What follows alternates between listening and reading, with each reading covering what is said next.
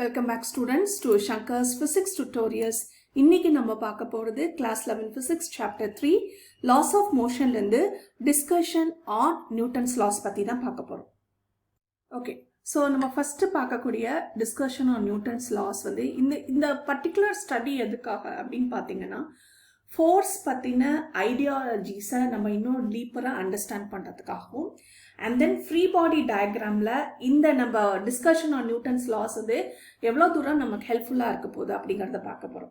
So இந்த basis வச்சு தான் நம்ம ஒரு free body diagramல ஒரு ஃபோர்ஸோட காம்போனன்ட்ஸை ரிசால்வ் பண்ணும்போது அதை பத்தின ஐடியா நமக்கு கிளியரா இருக்கும். ஓகேவா? சோ இப்போ ஃபர்ஸ்ட் நம்ம பார்க்க போறது இந்த நியூட்டன்ஸ் லாஸ் எல்லாமே வந்து இது ஒரு வகையான வெக்டர் லாஸ். உங்களுக்கு வெக்டர்னா தெரியும், மேக்னிடியூடும் இருக்கும், டைரக்ஷனும் இருக்கும் அப்படிங்கிறது தெரியும். ஓகே, ஸோ நம்ம வெக்டரை நம்ம எப்படி ரெப்ரசென்ட் பண்ணுவோம்? So it has magnitude and direction. Okay, இப்போ வெக்டரை எப்படி ரெப்ரசென்ட் பண்ணுவோம்? அந்த பர்டிகுலர் டேர்ம் மேல ஒரு ஆரோ ஹெட். ஓகே, இந்த ஆரோ ஹெட், இந்த ஆரோ என்ன டினோட் பண்ணுது? Direction of the particular component. இப்போ எஃப்க்கு மேல இந்த வெக்டர் ஹெட்டை நம்ம வச்சோம்னா this gives the direction of the force. எந்த டைரக்ஷன்ல இந்த ஃபோர்ஸ் வந்து அந்த ஆப்ஜெக்ட் மேல ஆக்ட் ஆகுது அப்படிங்கறத கொடுக்கிறது தான் இந்த F வெக்டர்ங்கிறது. Okay, so F vector is equal to m into a vector. உங்களுக்கு மாஸ் வந்து ஸ்கேலார், ஸோ அதுக்கு மேல நம்ம ஆரோ ஹெட் போட தேவையில்லை. ஆர் எஸ் போல்டு லெட்டர்ஸ்லாம் உங்க புக்ஸ்ல கொடுத்துருப்பாங்க, ஆர் வித் ஆரோஸ் கொடுத்துருப்பாங்க. Okay, which ever is fine. சரி, இப்போ F வெக்டர்னா என்ன பார்த்தோம்? மேக்னிடியூடும் இருக்கு. ஸோ எவ்வளோ குவான்டிட்டி ஆஃப் ஃபோர்ஸ் வந்து ஆக்ட் ஆகுதுங்கிறத கண்டுபிடிக்கணும். அதே சமயம் எந்த டைரக்ஷன்ல ஆக்ட் ஆயிருக்கு அப்படிங்கிறத கண்டுபிடிக்கணும் இல்லையா? அதனால கார்ட்டீசியன் கோஆர்டினேட்ஸ்ல இந்த எஃப் வெக்டரை நம்ம ரெப்ரசென்ட் பண்ண போறோம். ஓகேவா? ஸோ கார்ட்டீசியன் கோஆர்டினேட்ஸ்ல எஃப் வெக்டர் எப்படி ரெப்ரசென்ட் பண்ணலாம்? So three dimensional cartesian coordinates எடுக்கும்போது X, Y, Z along 3 different directions force வந்து எப்படி இருக்கும், அதோட காம்பனன்ட் என்ன, அதுதான் பார்க்க போறோம். ஸோ அப்போ ஃபர்ஸ்ட் என்ன, along X direction force acting வந்து எஃப்எக்ஸ் ஐ கேப். இந்த ஐ கேப்ங்கிறது என்னது? It is nothing but unit vector. Unit vector என்ன கொடுக்கும்? Direction of the vector along that particular டைரக்ஷனை கொடுக்கும். சாரி, அலாங் த பர்டிகுலர் ஆக்சிஸை கொடுக்கும். ஸோ இந்த இடத்துல ஐ கேப்ங்கிறது என்ன? Direction of the force along X axis. அதுதான் வந்து யூனிட் வெக்டர் பண்ற வேலை. அதே மாதிரி Fy.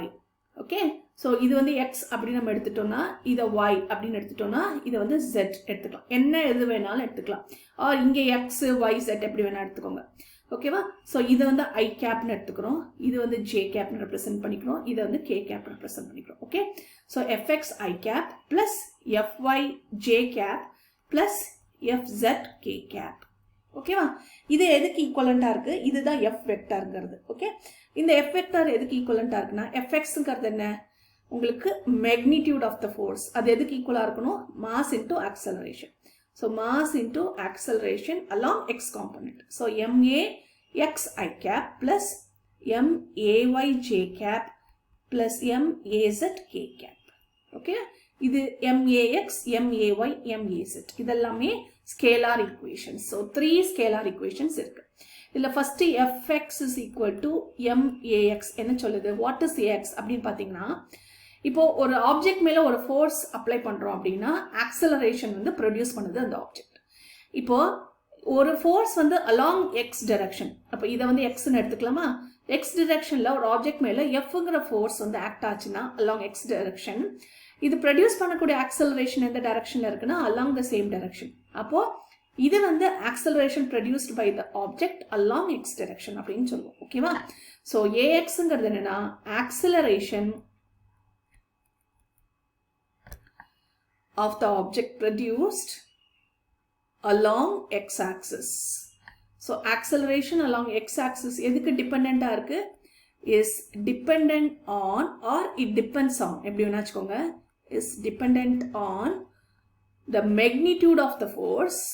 Okay, is dependent on or the component of the force. எடுத்துக்கலாம். ஏன்னா 3 காம்பனண்ட்டை ரிசால்வ் பண்ணிருக்கோம் இல்லையா? அதனால component of the force along எந்த டைரக்ஷன்? அதே same direction, along x direction. அதுதான் வந்து இந்த fx வந்து நமக்கு இண்டிகேட் பண்ணுது. அதே மாதிரி fy எடுத்துட்டீங்கன்னா acceleration along y direction, okay, is dependent upon the component of force along y direction. The same is the case z direction க்கும் நம்ம இது applicable. அப்ப இதுல இருந்து நம்ம என்ன சொல்ல வரோம்னா, ஒரு x directionக்கு அலாங்கா ஒரு ஃபோர்ஸ் வந்து ஆக்ட் ஆச்சுன்னா, அப்ப ஒரு பாடியோட acceleration எல்லாம் அந்த பர்டிகுலர் x direction மட்டுமே சேஞ்ச் ஆகும்.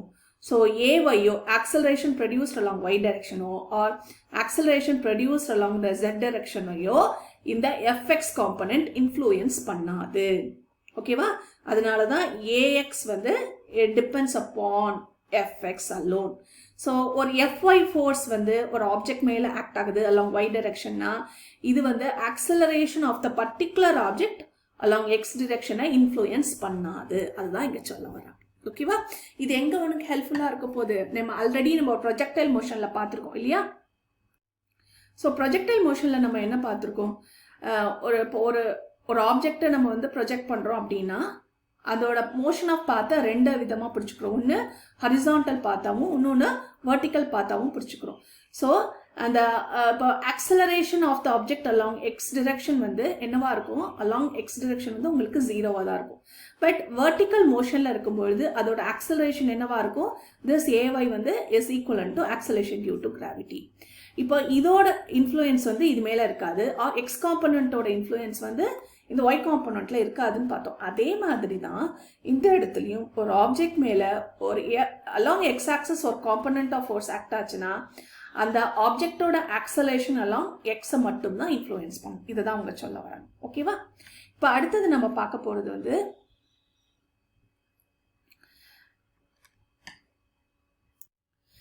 இப்போ ஒரு பாடியோட acceleration at any time t நமக்கு தெரியணும் அப்படின்னு வச்சுக்கோங்க. So to find the acceleration of the object at any time t நமக்கு வேணும் அப்படின்னா, or this acceleration at any time t வந்து is dependent on எதை பொறுத்து இருக்கு? is dependent on the force acting on the object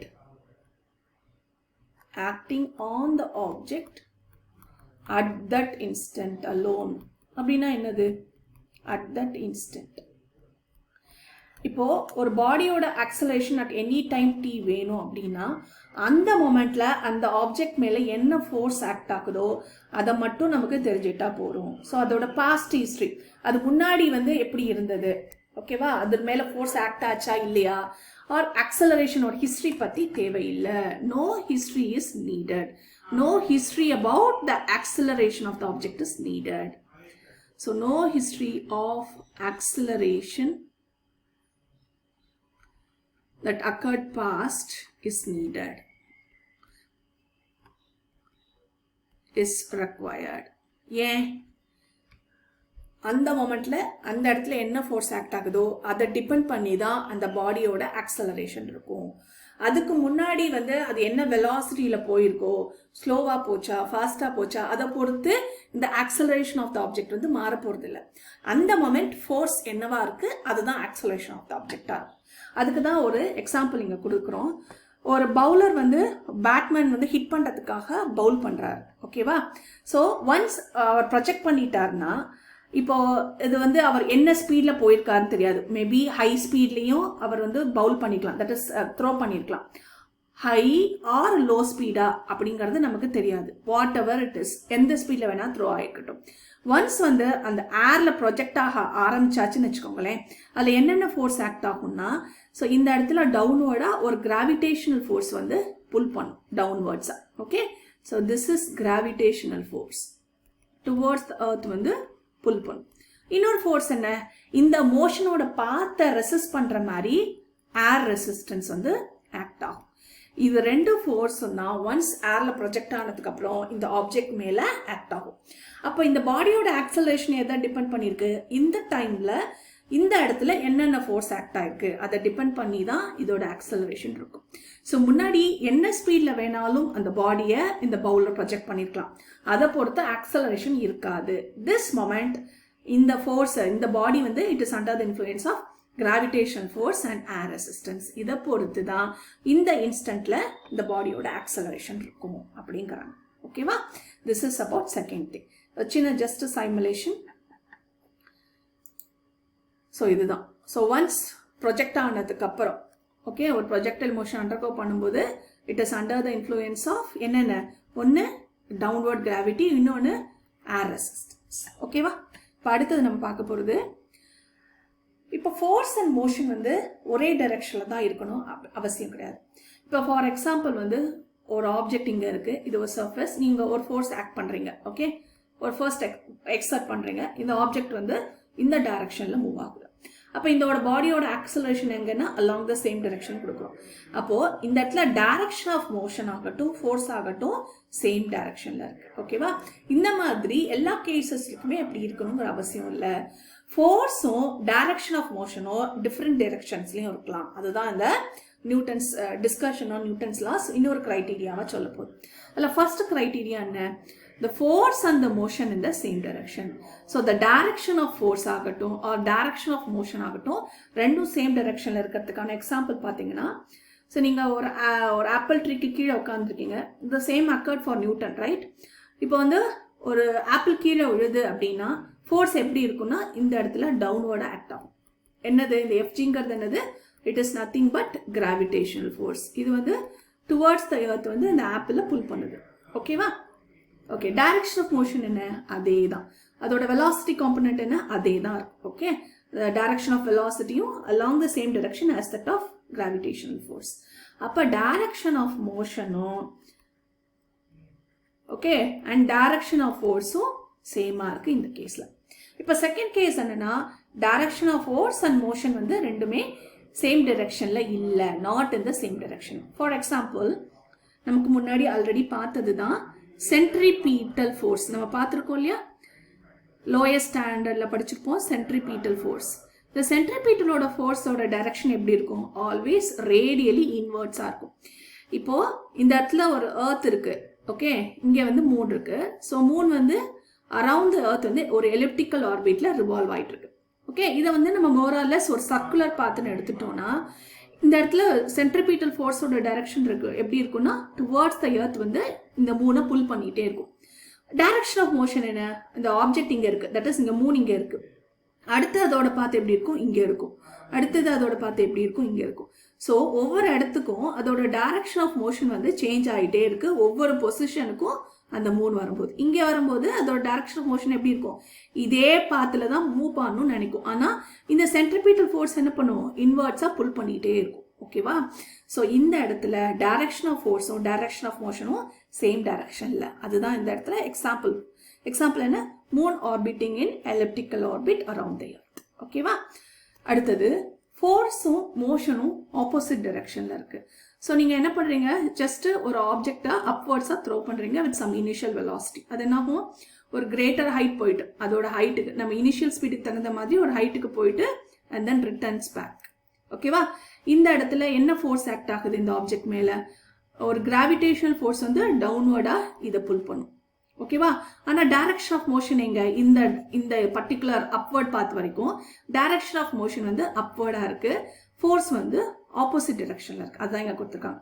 ஃபோர்ஸும் மோஷனும் opposite டைரக்ஷனில் act ஆகுது. ஸோ கிராவிடேஷனல் ஃபோர்ஸ் வந்து acting downwards, direction of motion வந்து upwards. Direction of motion is upwards. So far நம்ம என்னென்ன பார்த்தோம்? டைரக்ஷன் ஆஃப் மோஷனுக்கும் ஃபோர்ஸோட டைரக்ஷனும் ஒன்றா இருக்கா இல்லையா அதுக்கான எக்ஸாம்பிள்ஸோட பார்த்தோம். இப்போ அந்த என்ன பார்க்க போகிறோம்னா, ஒரு ஆப்ஜெக்ட் மேலே நெட் ஃபோர்ஸ் வந்து 0வா இருக்குது, ஆனாலும் அந்த ஆப்ஜெக்ட் வந்து மோஷனில் இருக்குது. இது எந்த கேஸில் நம்ம பார்த்துருக்கோம்? F net. அதாவது எஃப் நெட்டுங்கிறதுனா மொத்தமாக ஒரு ஆப்ஜெக்ட் மேலே ஆக்ட் ஆகக்கூடிய ஃபோர்ஸ். எஃப் நெட்டுங்கிறது இந்த இடத்துல 0வா இருக்குது. அப்போ எஃப் நெட் 0, ஃபோர்ஸ் 0வா இருந்தால் ஆக்சலரேஷன் ஆஃப் த ஆப்ஜெக்ட் எப்படி இருக்கும்? அதுவும் 0 இருக்கும். ஆக்சலரேஷன் 0வா இருந்தாலும் அந்த பாடிக்கு என்னவா இருக்கும்? வெலாசிட்டி இருக்கும். அதுதான் நெக்ஸ்ட்டு ஒரு டிஃபரன்ஷியல் ஈக்குவேஷனில் பார்க்க போகிறோம். So velocity is there, v is constant. அதான் பார்க்க போகிறோம். இது எப்படி சாத்தியம் அப்படின்னு. ஓகேவா? நம்ம முன்னாடி பார்த்த மாதிரி already Newton's first law and second லாவில், நியூட்டன்ஸ் எஸ்பெஷலி நியூட்டன்ஸ் ஃபர்ஸ்ட் லாவில் பார்த்தீங்கன்னா எந்த ஃபோர்ஸுமே ஒரு ஆப்ஜெக்ட் மேலே ஆக்ட் ஆகலைன்னா the body will continue to remain in rest or in uniform motion அப்படிங்கிறத பார்த்தோம். அதுதான் இந்த case. So net force acting is 0 but still there is motion. அதுக்கு எக்ஸாம்பிள் என்ன கொடுத்துருக்காங்கன்னா, இப்போ கிளவுட்ஸ்லேருந்து ரெயின் வந்து வெளியே வருது. ஓகே, டிசென்ட் ஆக ஆரம்பிக்குது. டிசென்ட்னா டவுன்வர்ட்ஸாக கீழே விழுக ஆரம்பிக்குது. அப்போது இந்த ரெயின் ட்ராப் மேலே என்ன மாதிரி ஃபோர்ஸ் ஆக்ட் ஆகும்? ஒன்று கிராவிடேஷனல் ஃபோர்ஸ் டவுன்வர்டாக புல் பண்ணும். இன்னொன்று என்னது? ஒரு ட்ராகுங்கிறது எப்படின்னா, இந்த டைரக்ஷன் ஆஃப் மோஷனுக்கு ஆப்போசிட்டாக ஒரு ட்ராகிங் ஃபோர்ஸ் என்ன பண்ணுவோம்? கீழே அதோட மோஷனை விடாமல் இருக்கிறதுக்கு ட்ராக் பண்ணிகிட்டே இருக்கும். ஸோ எப்படி அப்வர்டாக ட்ராக் பண்ணும். ஓகே, இந்த மாதிரி இப்போ கீழே விழுதுன்னா இந்த மோஷன் டைரக்ஷன் ஆஃப் மோஷன் டவுன்வர்ட்ஸாக இருக்குது. பட் ட்ராக் எப்படி இருக்கும்? ஆப்போசிட் டைரக்ஷனில் ஆக்ட் ஆகும். ஸோ தட் அதோட மோஷனை ஸ்லோ டவுன் பண்ணுறதுக்காக பண்ணும். ஓகே, ஒன்ஸ் வந்து ஒரு பர்டிகுலர் டிஸ்டன்ஸ் ரீச் ஆனோடனே இந்த இடத்துல ஏர் ட்ராக் வந்து கீழே டிசென்ட் ஆகும்போதே இந்த ட்ராகிங் ஃபோர்ஸ் வந்து கொஞ்சம் இன்க்ரீஸ் பண்ண ஆரம்பிச்சுட்டே இருக்கும். ஒரு பர்டிகுலர் ஸ்டேஜ் வரும்போது இந்த ரெயின் ட்ராப் வந்து ரெண்டு ஃபோர்ஸ் பேலன்ஸ் பண்ணும். ஒன்று டவுன்வர்ட்ஸ் கிராவிட்டி வந்து ஆக்ட் ஆகும், இன்னொன்று அப்வர்ட் ஏர் ட்ராக் இருக்கும். ரெண்டும் எப்படி இருக்குங்கிறாங்க? ரெண்டும் சேம் மெக்னிடியூடில் இருக்குது, ஆனால் ஆப்போசிட் டைரக்ஷன். அப்போ அதோட மெக்னிடியூட் ஒன்றா இருந்தால் அதோட வெக்டர் நோட்டேஷனும் எப்படி இருக்கணும்? சேமாக இருக்கும். ஸோ டவுன்வர்ட்ஸ் கிராவிட்டி மேலே வந்து ஏர் ட்ராக். அப்போ இது என்ன ஆகுங்கிறாங்க? இந்த இடத்துல ரெண்டு ஃபோர்ஸும் பேலன்ஸ் பண்ணும், ஆர் ரெண்டும் கேன்சல் அவுட் ஆகிடும் கூட வச்சுக்கலாம். அப்போ what is the net force acting? இந்த இடத்துல நெட் ஃபோர்ஸ் ஆக்டிங் வந்து இந்த பர்டிகுலர் மொமெண்ட் 0வாக இருக்கும். ஓகேவா? அப்போ 0வாக இருந்தால் ஆக்சலரேஷன் 0, பட் ஸ்டில் அந்த ஆப்ஜெக்ட் வந்து ஒரு பர்டிகுலர் வெலாசிட்டியில் ட்ராவல் ஆகும். அதுதான் வந்து நான் டெர்மினல் வெலாசிட்டி. டில் அது கிரவுண்டை ரீச் ஆகிற வரைக்கும், ஒன்ஸ் இந்த ஏர் ட்ராகும் கிராவிட்டியும் பேலன்ஸ் ஆனதுக்கப்புறம் it moves with some terminal velocity. ஓகேவா? அது வந்து 0வாக இருக்காது. ஓகே, ஸோ அதுதான் இந்த இடத்துல சொல்கிறாங்க. இந்த rain drops will move with some terminal velocity, non zero terminal வெலாசிட்டியாக இருக்குது. ஓகேவா? இதுதான் யூனிஃபார்ம் மோஷனுக்கான எக்ஸாம்பிள். இது வெர்டிக்கலாக சொல்லியிருக்கோம், நம்ம முன்னாடி ஹரிசாண்டல் டைரக்ஷனில் பார்த்துருக்கோம். ஓகேவா? இப்போ அடுத்தது நம்ம பார்க்க போகிறது வந்து this is 4th one, discussion on Newton's loss. இப்போது ஒரு ஆப்ஜெக்ட் மேலே எவ்வளோ ஃபோர்ஸ் வேணால் ஆக்ட் ஆகலாம். ஸோ இந்த இடத்துல ஒரு ஆப்ஜெக்டை நான் ஒரு பாயிண்ட் ஆப்ஜெக்டாக இது பண்ணுறேன். ஸோ ஒரு எக்ஸாம்பிள், இந்த இடத்துல ஒரு ஃபோர்ஸ் F1 ஆக்ட் ஆகுது, இந்த இடத்துல இன்னொரு ஃபோர்ஸ் வந்து F2 ஆக்ட் ஆகுது. ஓகே, ஆனால் அலாங் பர்டிகுலர் டைரக்ஷனில் இல்லாமல் ஒரு ஆங்கிள் மேக் பண்ணிவிட்டு இட் இஸ் ஆக்டிங். ஓகேவா? அப்போ இந்த இடத்துல நெட் ஃபோர்ஸ் என்னவாக இருக்கும் அப்படின்னு பார்த்தீங்கன்னா, ஸோ உங்களுக்கு தெரியும் ஆல்ரெடி வெக்டர் லெசன்ஸில், அதாவது செகண்ட் லெசனில் கைனமேட்டிக்ஸ்லேயே நம்ம வெக்டர் நோட்டேஷன்ஸ்லாம் படிச்சிருக்கோம். எப்படி வந்து when two different forces acting on an object, அதோட வெக்டர் ரெசல்யூஷன், இது வெக்டர் லா தானே. நார்மலாக அடிஷன் பண்ண அல்ஜிப்ரிக் பண்ணுற மாதிரி அல்ஜிப்ரிக் அடிஷன் பண்ண முடியாது, இது வந்து வெக்டர் அடிஷன். அப்போ இது ஒரு ஃபோர்ஸ் F1 அப்படின்னு நம்ம எடுத்துட்டோம் அப்படின்னா, இன்னொரு ஃபோர்ஸ் எப்படி இருக்குது? இந்த டைரக்ஷனில் இருக்குது. ஓகேவா? எங்கே? டவுன்வர்ட்ஸ் ஆக்ட் ஆகுது. அதை வந்து என்ன பண்ணுறேன்? உங்களுக்கு தெரியும் ஹெட் டு டெயில் மெத்தட் இருக்கு இல்லையா, ட்ரையாங்குலர் லா ஆஃப் அடிஷன் படி. ஸோ ஹெட் டு டெயில் மெத்தடில் இதோட ஹெட்டும் இதோட டெய்லும் நான் ஜாயின் பண்ணுறேன். இது வந்து F2. ஓகே, இதில் இருக்கிற இந்த ஃபோர்ஸை நான் அப்படியே எடுத்து இங்கே வைக்கிறேன், பேரலாக இதுக்கு வைக்கிறேன். ஓகே, அப்போ நெட் ஃபோர்ஸ் ஆக்டிங் எப்படி இருக்குன்னா, இந்த line joining the tail and the head, இதுதான் உங்களுக்கு நெட் ஃபோர்ஸாக இருக்கும் ஆக்டிங் ஆன் த ஆப்ஜெக்ட். இப்போ இதுக்கு எக்ஸாம்பிள் என்ன சொல்லலாம்னா, ஒரு பவ் அண்ட் ஆரோ. ஓகே, நம்ம என்ன பண்ணுறோம்? இந்த ஸ்ட்ரிங்கோட ஷேப்பை நம்ம புல் பண்ணி ஸ்ட்ரிங்கோட ஷேப்பை மாற்றுறோம். அப்போ இந்த இடத்துல ரெண்டு different forces acting along this. ஏன்னா இது ஸ்ட்ரிங் தானே, ஸோ இங்கே ஒரு டென்ஷன் ஃபோர்ஸும் இங்கே ஒரு டென்ஷன் ஃபோர்ஸும் ஆக்ட் ஆகும். ஏன்னா அதோட ஷேப்பை நம்ம மாற்றுறோம், அப்போ டென்ஷன் வந்து ஆக்ட் ஆகும். அப்போ டென்ஷனுங்கிறது ஒரு ஃபோர்ஸ் தான். இப்போ இதுதான் F1, இதுதான் F2 இங்கே கொடுத்துருக்காங்க. ரெண்டு ஃபோர்ஸையும் நான் என்ன பண்ணுறேன்? வெக்டர் அடிஷன் பண்ணுறேன் by using triangular law of addition. So ரெண்டுத்தையும் ஹெட் டு டெயில் மெத்தடில் பண்ணும்போது இதுதான் நெட் ஃபோர்ஸ். நெட் ஃபோர்ஸ் தான் என்ன? மொத்தம் இந்த F1 ஃபோர்ஸும் F2 ஃபோர்ஸோட எஃபெக்டும் அலாங் திஸ் பர்டிகுலர் டைரக்ஷனில் அலாங் த ஆரோ ஆக்ட் ஆகிறதுனால தான் ஒன்ஸ் நம்ம ஸ்ட்ரிங்கை விட்டதுக்கப்புறம் இதோட ஃபோர்ஸ் வந்து ஃபார்வர்ட் டைரக்ஷனில் அப்ளை ஆகிறதுனால தான் ஆரோ வந்து ஃபார்வர்டாக மூவ் ஆகுது. இதுதான் net force acting on the arrow. அதுதான் இங்கே கொடுத்துருக்காங்க. ஓகேவா? ஸோ இப்போ F வெக்டர் தான் நெட் ஃபோர்ஸ் அப்படின்னு எடுத்துக்கோங்க, F நெட். அப்போ what will be the components? என்னென்ன ஃபோர்ஸஸ் அந்த இதில் ஆக்ட் ஆகுதோ. ஓகே, இப்போ 4-5 ஃபோர்ஸ் ஆக்ட் ஆச்சுன்னா எல்லாத்தோடையும் வெக்டர் அடிஷன் பண்ணும். So F1 vector plus F2 vector plus F3 vector extra. Okay, மற்ற ஃபோர்ஸை வெக்டர் அடிஷன் பண்ணும்போது நமக்கு net force acting on the object வந்து கிடைக்கும் அப்படிங்கிறாங்க. ஓகேவா? அடுத்தது வந்து ஸோ அடுத்து நம்ம பார்க்க போகிறது வந்து இப்போ இந்த ஈக்குவேஷன் இருக்கு இல்லையா, F vector is equal to MA. இதில் இந்த ஆக்சலரேஷனை நம்ம ஒரு செகண்ட் ஆர்டர் டிஃபரன்ஷியல் ஈக்குவேஷனாக நம்ம எழுத போகிறோம். Okay, that is second order differential equation with respect to position vector. நமக்கு முன்னாடி என்ன தெரியும்? ஓகே, ஃபர்ஸ்ட் வெலாசிட்டினா என்னது? It is distance travel by time taken. இதே இது இன் டேர்ம்ஸ் ஆஃப் உங்களுக்கு டிஃபரன்ஷியல் குவான்டிட்டியில் எழுதும்போது it is dr by dt அப்படின்னு எழுதுவோம். கரெக்டா? ஆர் வெக்டர்ங்கிறது என்னது? Position vector of the object. ஓகேவா? அப்போ ஆக்சலரேஷன் என்னவா இருக்கும்? It is second order differential equation of this position vector. அப்போ ரெண்டு தடவை டிஃபரன்ஷியேட் பண்ணுவோம். So D square R by DD square, அதுதான் வந்து acceleration with respect to position vector. இதை வந்து நான் இங்கே எழுதுறேன். So F vector is equal to M into d square r by dt square. ஓகேவா? ஸோ ஆர் வெக்டர்ங்கிறது பொசிஷன் வெக்டர். ஸோ நம்ம இதுல இருந்து என்ன எழுதலாம்னா, this force can be represented as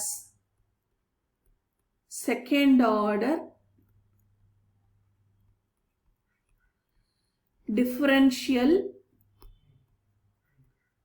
equation of position vector என்னால represent பண்ண முடியும்.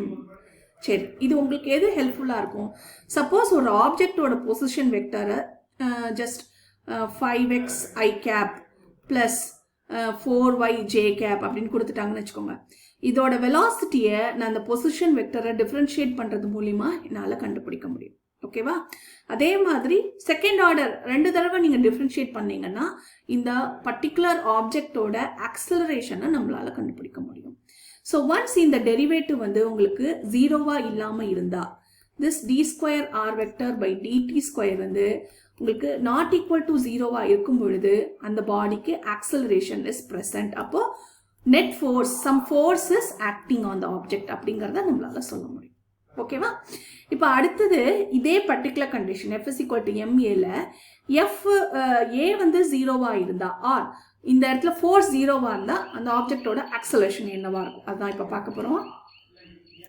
ஸோ அடுத்தது என்ன பார்க்க போறோம் அப்படின்னு பார்த்தீங்கன்னா, இதே same equation F vector is equal to M into a vector. இப்போ நம்ம ப்ரீவியஸ் கேஸ்ல ஏ வெக்டர் வந்து நாட் ஈக்குவல் டு ஜீரோன்னு பார்த்தோம். இப்போ force, net force acting on the object வந்து ஜீரோவா இருக்கும் பொழுது ஆக்சலரேஷன் என்னவா இருக்கும்? Acceleration produced or acceleration of the பாடியும் உங்களுக்கு ஜீரோவா இருக்கும். ஓகே, பட் ஆக்சலரேஷன்ங்கிறது என்னது? In terms of velocity dv by dt அப்படிங்கிறது தெரியும். கரெக்டா? இப்போ இந்த ஆக்சலரேஷன் ஜீரோவா இருந்தா அப்போ இந்த டேர்ம் எப்படி இருக்கும்? v கான்ஸ்டன்டா இருந்தா தான் உங்களுக்கு ஆக்சலரேஷன் ஜீரோவாகும். கரெக்டா? ஸோ அப்போ இதுல இருந்து நான் என்ன டிரைவ் பண்றேன்னா, this v is constant. அப்போ v கான்ஸ்டன்ட்னா object is having uniform motion. சரி, இது இந்த ரிலேஷன் எதை உங்களுக்கு இண்டிகேட் பண்ற மாதிரி இருக்கு? நம்ம Newton's first law of motion பார்த்தோம் இல்லையா? ஸோ a body வந்து ரெஸ்ட்ல இருக்கும். a body continues to remain in the state of rest or uniform motion unless external force is acting, unless external unbalanced force is acting on it to change the state of motion. ஓகேவா? So இந்த இடத்துல v கான்ஸ்டன்டா இருந்தா மட்டுமே acceleration zero. Acceleration ஜீரோவா இருந்தா net force acting on the object வந்து ஜீரோன்னு அர்த்தம். So no force is acting on the object. No force is acting on the object. அதான் இண்டிகேட் பண்ணுது. ஓகேவா? அடுத்தது, so this is nothing but Newton's first law of motion. So body is moving in uniform motion. So ஒரு body uniform motionல போயிட்டு இருக்குன்னா அதுக்கு எந்த external forceம் தேவையில்லை to maintain that motion. Okay. So this is Newton's first law and this is இது என்னது? Newton second லா. அப்போ நம்ம செகண்ட் லால இருந்து நியூட்டன்ஸ் ஃபர்ஸ்ட் லாவை டிரைவ் பண்ணோமா அப்படின்னு கேட்டீங்கன்னா the answer is no.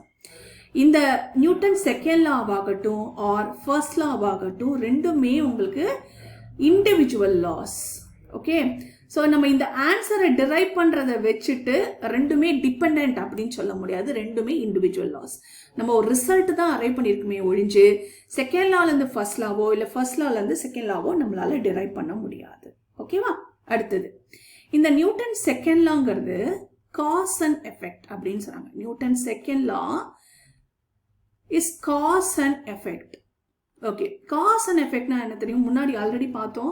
ஒரு ஆப்ஜெக்டை நம்ம வந்து ஆப்ஜெக்ட்டுக்கு ஒரு ஹீட்டை கொடுக்குறோம் அப்படின்னா அந்த ஹீட் எனர்ஜி அப்சர்வ் பண்ணிட்டு டெம்பரேச்சர் இன்க்ரீஸ் ஆகும். அதுதான் காஸ் அண்ட் எஃபெக்ட். அதே மாதிரி ஒரு ஆப்ஜெக்ட் மேல ஒரு ஃபோர்ஸ் ஆக்ட் ஆகும் பொழுது ஆக்சலரேஷன் வந்து ப்ரொடியூஸ் ஆகுது. இதுதான் காஸ் அண்ட் எஃபெக்ட்.